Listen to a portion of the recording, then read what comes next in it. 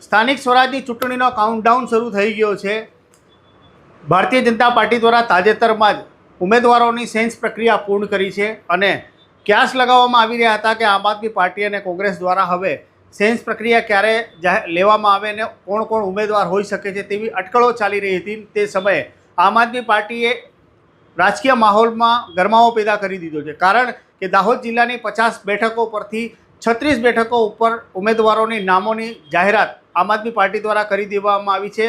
નામોની જાહેરાત થતાની સાથે ઉમેદવારો તેમજ તેમના સમર્થકોમાં ખુશીની લહેર દોડી જવા પામી છે। હવે અહીંયા 50માંથી 36 બેઠકો ઉપર આમ આદમી પાર્ટીના કેન્ડિડેટ નક્કી થઈ ગયા છે અને બાકીના જે 14 જે કેન્ડિડેટ ઊભા રહેવાના છે તેમના માટે હવે મનોમંથન ચાલી રહ્યો છે।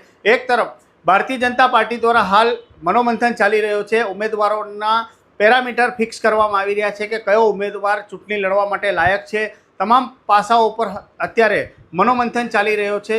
તેવા સમયે આમ આદમી પાર્ટીએ એડવાન્ટેજ લેવા માટે ઉમેદવારોની જાહેરાત કરી દીધી છે। હવે આ વખતે સ્થાનિક સ્વરાજની ચૂંટણીમાં પહેલેથી જ સમય ઓછો હતો, 26 દિવસનો સમય હતો ને આ 26 દિવસના સમયનો સદુપયોગ કરવા માટે આમ આદમી પાર્ટીએ મોટો દાવ રમી લીધો છે અને જિલ્લા પંચાયતની જે 50 બેઠકો છે તેના ઉપરથી 36 બેઠકો પર ઉમેદવારોના નામોની જાહેરાત કરી દીધી છે, જેથી કરીને ઉમેદવારોને ચૂંટણીમાં લડવા માટે પૂરતો સમય મળી શકે।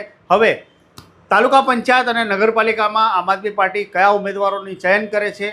હાલ અહીંયા મોટો પ્રશ્ન એ ઊભો થાય છે કે કોંગ્રેસ દ્વારા હાલ સેન્સ પ્રક્રિયા લેવામાં આવી નથી, અંદરોઅંદર તેમની શું મંત્રણા ચાલી રહી છે તે હજી સુધી બહાર આવી નથી। ત્યારે હવે કોંગ્રેસ શું દાવ રમે છે તેના ઉપર સૌની નજર રહેશે, પરંતુ ઉમેદવારી ભરવાની છેલ્લી તારીખ 11 હોય, આજથી 8 દિવસ બાકી છે। હવે 8 દિવસની અંદર ભારતીય જનતા પાર્ટી, કોંગ્રેસ અને આમ આદમી પાર્ટીએ તેમના તમામ જે દાહોદ જિલ્લાના 254 તાલુકા પંચાયતની, 50 જિલ્લા પંચાયતની તેમજ 36 નગરપાલિકાના ઉમેદવારો જાહેર કરવાના છે। તે પૈકી હવે આમ આદમી પાર્ટીએ તો 36 બેઠકો પર ઉમેદવાર જાહેર કરી દીધા છે। હવે આમ આદમી પાર્ટી દ્વારા જાહેર કરાયેલા ઉમેદવારોની સામે ભારતીય જનતા પાર્ટી કયા ઉમેદવારોને દાવેદારી કરાવે છે, સાથે જ કોંગ્રેસ હવે આમ આદમી પાર્ટી અને ભાજપને કાઉન્ટર કરી શકે તેવા ઉમેદવારોની શોધખોળ કરશે કે આગળ કેવા પ્રકારના સમીકરણો રચાય છે તેના પર સૌની નજર રહેશે।